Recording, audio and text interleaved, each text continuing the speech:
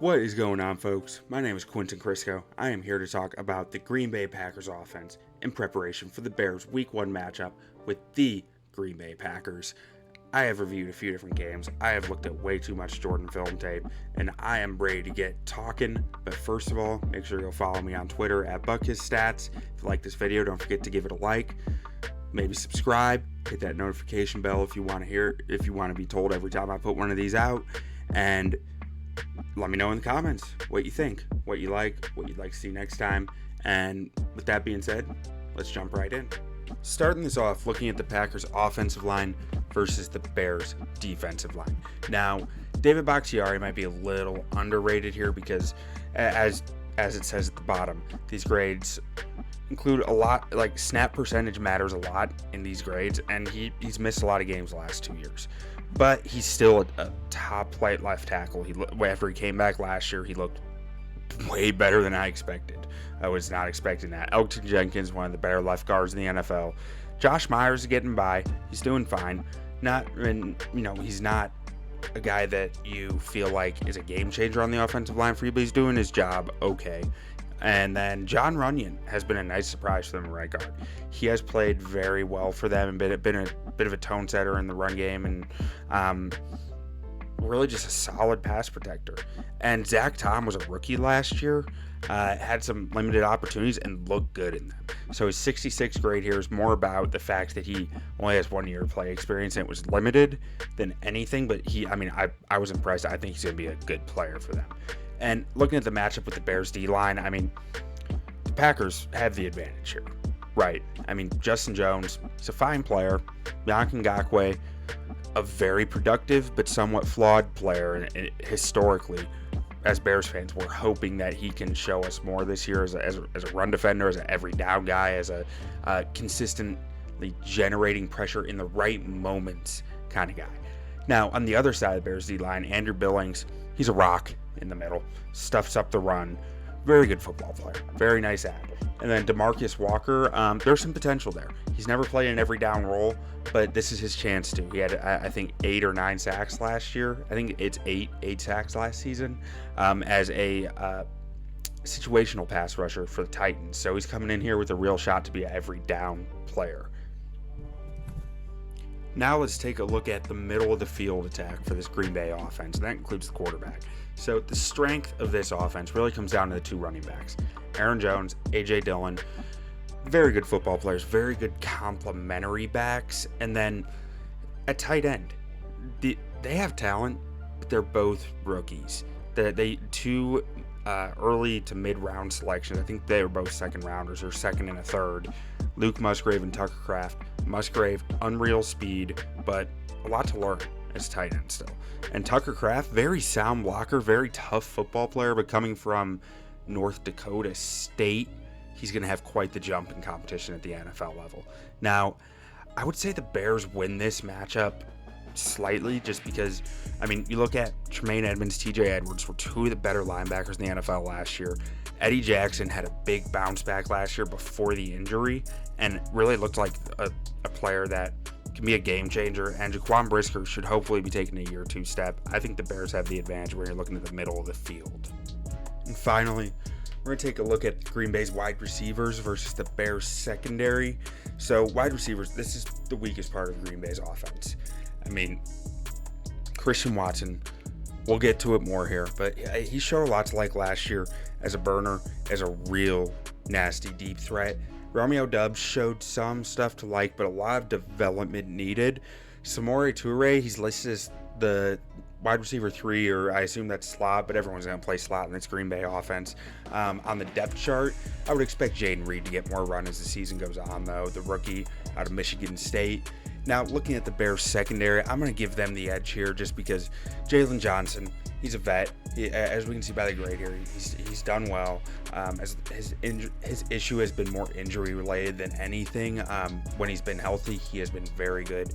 We're hoping Kyler Gordon takes that step this year. He showed some of it late last season. And Tyreek Steven and Terrell Smith, both rookies, but we have high hopes for them. So the Bears are getting the edge in this matchup for me, but it's not as distant as you might think. when I'm watching Jordan Love in the straight drop back game, one thing that I've started to notice is that the more you muddy up the front, the more he starts to struggle with finding the correct answers. And what I mean by that is when the front is lying to him, right? When the linebackers are cheating up, when the safeties are moving around, when the intentions are well disguised, he really struggles to find what the right answer is. And I have a few examples here of that I will go ahead and show you now. So this first one against the Chiefs, so we see four down linemen here, or four guys looking like they're coming for him, which is the truth. They're not lying about that. Well, they kind of are, because this big man right here, he's dropping into a shallow zone right here along with the linebacker. And I think that really throws Jordan Love for a loop here, because as you watch this play unfold, you see he's looking middle of the field, and then panics and runs out. And I think that he's either saying, my eyes are in that middle of the field, and I'm looking for this tight end on the hook route here. Linebacker's got him. And then I think the next read for him there is go to Aaron Jones over here. But he wasn't expecting to see this red dot right in the middle of the field, kind of near Aaron Jones. And when you're playing this quarterback position in the NFL, you see color and you go, no. And I think that's exactly what happens here. He doesn't even realize it's Chris Jones. He just sees a red jersey and goes, oh, no, something went wrong. And then just dives out of there. So that's the first example. Well, and then he makes it almost worse. Actually works out for him there with a really nice catch by the receiver on an underthrown ball. But scrambles to his right, throws a desperation heave. Wide receiver saves him. But that ball could have been a pick. So that's one of the ways that I'm saying, when stuff isn't clear from pre-snap to post-snap, there's some confusion on his part. I think that's the way that you drive mistakes out of him. So on this next one here, you'll see the linebacker run up to the line of scrimmage right before the snap like he's coming, and then dive back into coverage. And what this does is it essentially, Jordan Love just goes straight to the check down after this. Sees the guy coming, gets the snap, and goes straight to Aaron Jones. The rest of the routes don't even really have a chance to develop. His protection seems fine. 1, 2, 3. So he's at the back of his drop back, and he's already going to Jones. He's not even paying attention to what any of the other routes could be. Really, if you look at these route concepts, you're having the tight end come out and sit down right here, and then you have Devontae coming right over the top of him. That clear out could work really well. You have good protection, but instead you're dumping down to the check down right away. I think that's a loss on the quarterback. Gain 2 yards on second down, but I don't think that's what you really wanted out of that play. Now on this next one, I want you to watch right here. I believe this is Aiden Hutchinson.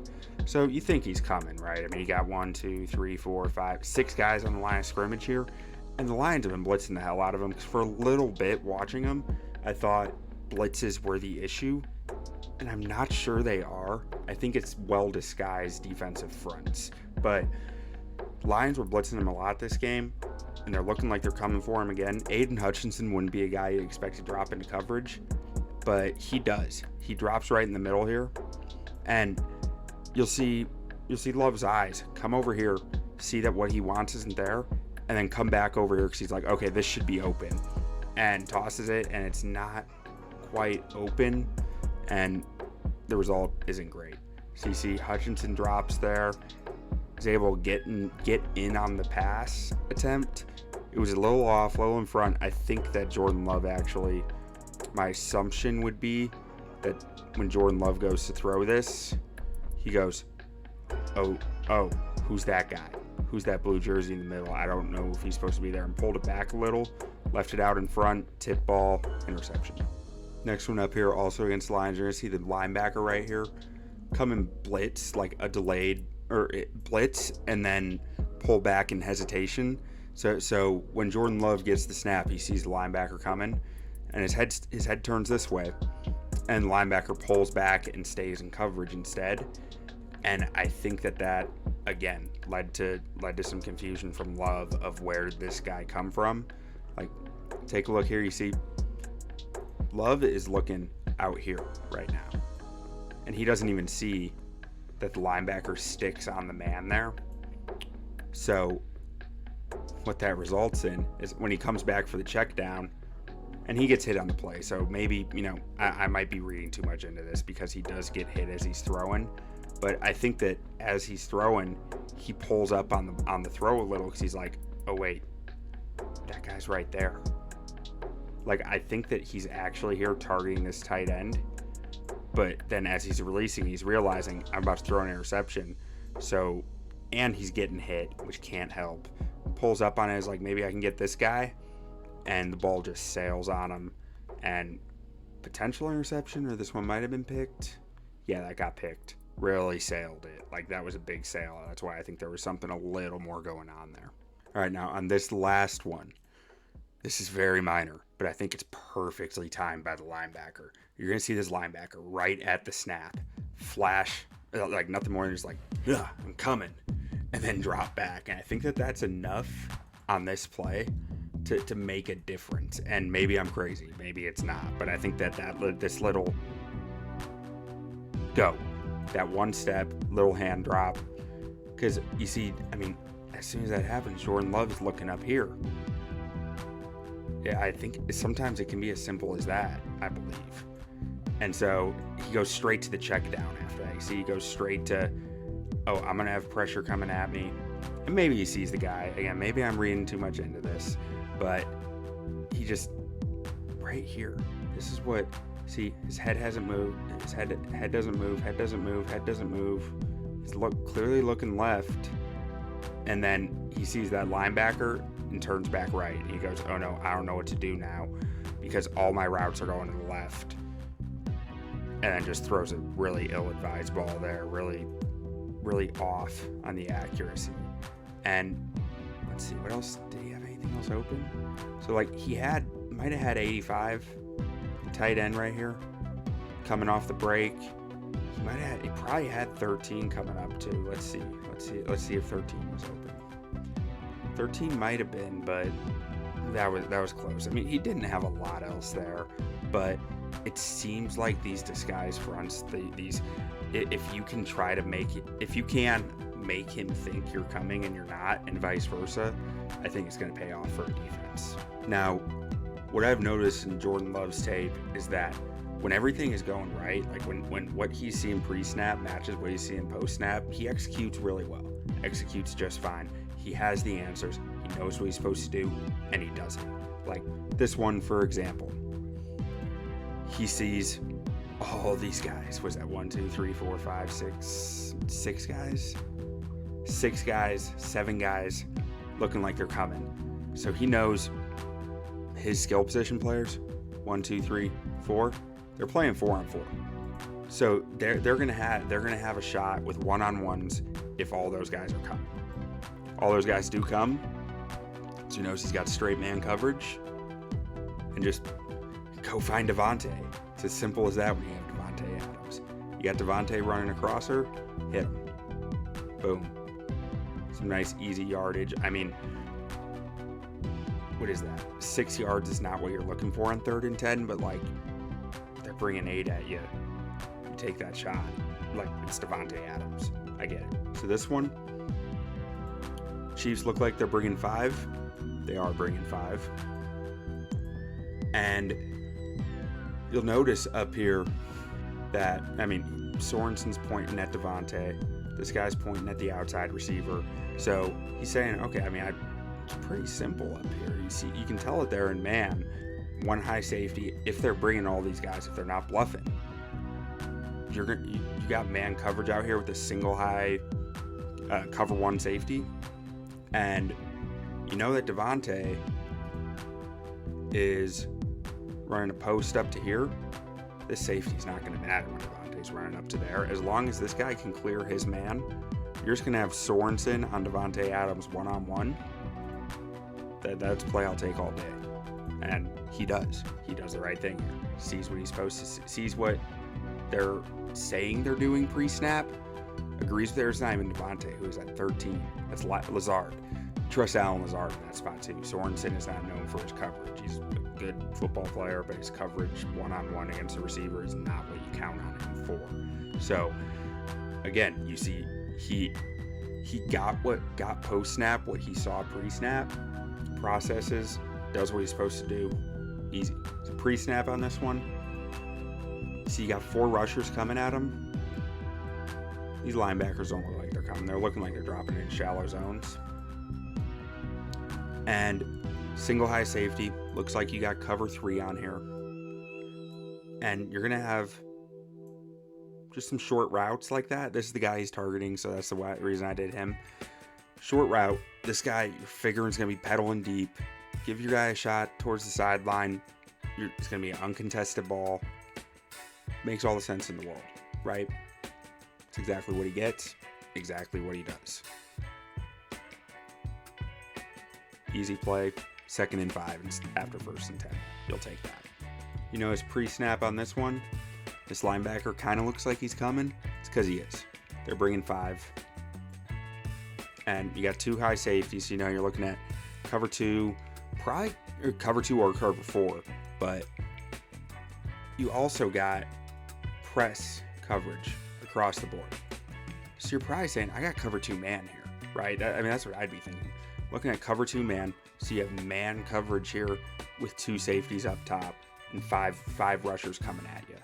So then you start saying, well, I'm going to have middle of the field then, because these guys are going to be worrying about deep. And I know I have him coming right here on a post. They're not going to be coming downhill right off the snap, so that should be open as long as he can beat his man. And it does. And he does. Jordan Love delivers the throw. Pre-snap, match post-snap. Worked out. All right, this last one, again, see 4 rushers on the line of scrimmage. These linebackers don't look like they're coming. 2 high safeties, so you're looking at cover 2, cover 4, some type of variation. You know the Eagles might get a little funky with it, but I mean, just from a straight spacing standpoint, you know that you're going to have him hitting a hitch to clear out this backer. You're going to have him coming just right like that over the top of him. So as long as you can clear that backer, you're good. Jordan Love knows what he's seeing here. Says, as long as they're not, doing something super tricky, I'm going to be in on this. Works out exactly like it's supposed to. Nails the route. Boom, first down. All right, now, Christian Watson, Green Bay's wide receiver 1. I mean, now this is a guy that you gotta know where he is in the field at all times.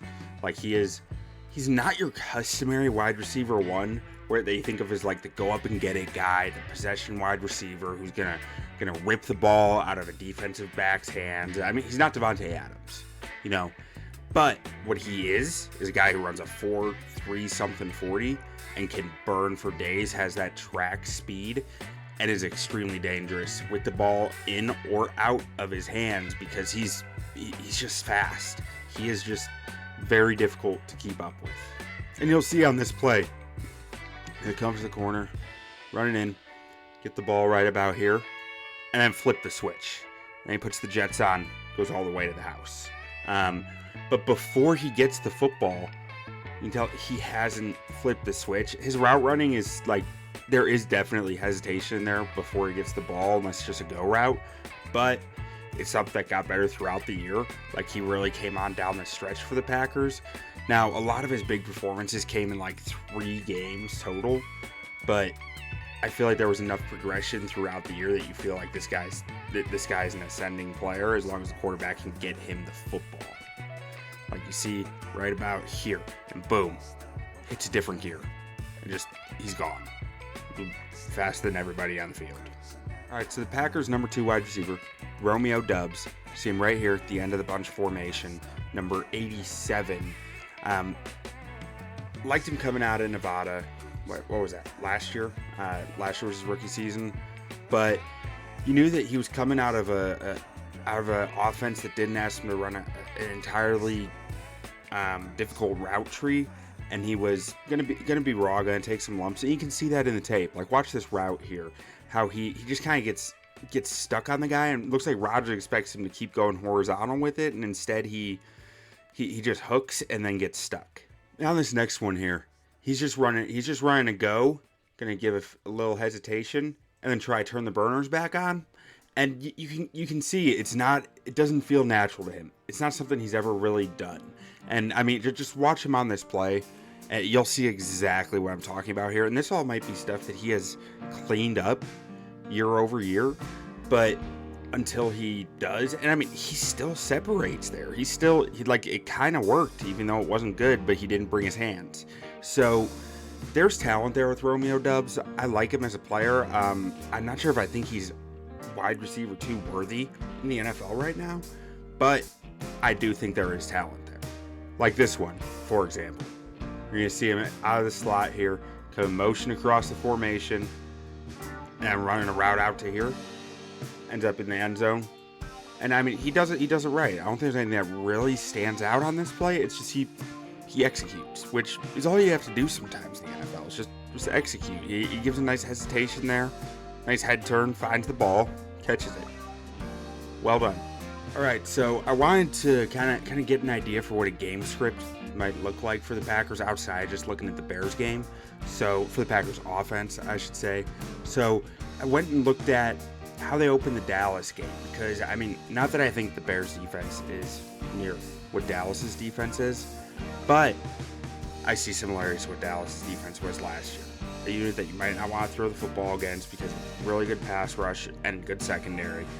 Bears don't have the pass rush part. They have the secondary part, I think, or at least if you're talking strengths versus weaknesses of a defense, like Dallas was soft up the middle, right? And that's where the Bears have the most question marks up the middle. You're going to see teams pounding the football against them until the Bears can prove that you need to pass against them to win. Teams aren't going to pass. Especially teams like Green Bay, who are very comfortable running the football. They're just going to keep pounding the rock. And that's what you'll see here. You'll see Green Bay, they just keep running the football. Keep running the football. They're going to give you multiple looks. They're going to give you that little pitch outside zone type look. They get the ball wide with A.J. Dillon. They're going to go up the middle more. You're going to keep it between the tackles. More gap style runs. But both these guys can do both of those things. Like, it's not like you're talking about A.J. Dillon is always up the middle and Aaron Jones is always out wide. They mix it up well with these two, and they're dangerous weapons. Like, I mean, 3-4 yards a carry at least. I mean, it seems like their poor runs, they're getting 3 yards, which is still, it's a decent clip. And I mean, like I said, this Dallas defense is better than what the Bears are. So these 3-yard runs against Dallas could be a little more than that. And so this one, you see there, so this was all in sequence. So it went 1, 2, 3, 4, 5 straight run plays before you finally get a pass. That's a play action pass where Dallas only has a few guys in coverage, right? And Green Bay is rarely going to like these condensed formations here. And Green Bay is really going to like to get you in these condensed formations here. Tight end, wide receivers in tight to the line of scrimmage. Almost have one guy who's isolated outside here. And I mean, look at all the green grass over here. That has no coverage and a man pressed up against him. And this isn't even where the football's going here, but this is what they like to create. They like to create that space, that tough spacing on the defensive backs, so that when they go play action, it's isolated. It's very out there. And Watson dropped that football, unfortunately for them. Or that was Lazard, excuse me. Lazard dropped that football. But the spacing was nice. And then it didn't work. It was a drop. Oh well, go right back to the run. They're going to give you these interesting pitches that are coming back inside. Their run game is going to be diverse. They're going to throw a lot of different things at you. And come right back to it. Boom. We had another play action. Low completion to the tight end. One thing I wanted to point out on this one was, so you're going to see Tonyan right in here. Current Chicago Bear, Robert Tonyan. But he's going to come off, hit the linebacker with some physicality, and use that physicality to come across the formation. with how much they run the football, the physicality and route running from tight ends is very important here. And the Bears linebackers have to be bullies. They have to give it right back to the tight ends, especially young tight ends, rookie tight ends that we're talking. Bears linebackers need to punch them in the mouth to start the game. I thoroughly believe that. And so we keep running. Bunch of different pitch designs, bunch of different blocking concepts. You get zone, you get gap, you get wide zone, you get inside zone. And then finally here, momentarily, we're going to see them really take their shot. Let's jump to it. So, once again, bunch formation. We got Christian Watson isolated on the outside here. And look how far this safety is standing opposite hash, single high. I mean, this is the look that the Green Bay Packers want. This is what they've been looking for all game, right? They're saying, we have 4-3 speed on the outside alone. Like, who can help him right here? You know, you look at this and you're saying, okay, this corner is on an island. He is all alone there because linebacker ain't catching up. Safety's got to come all the way from opposite hash. This is a nice opportunity to get Christian Watson a chance at a touchdown. That's exactly what they do. So this is really where Christian Watson can kill you.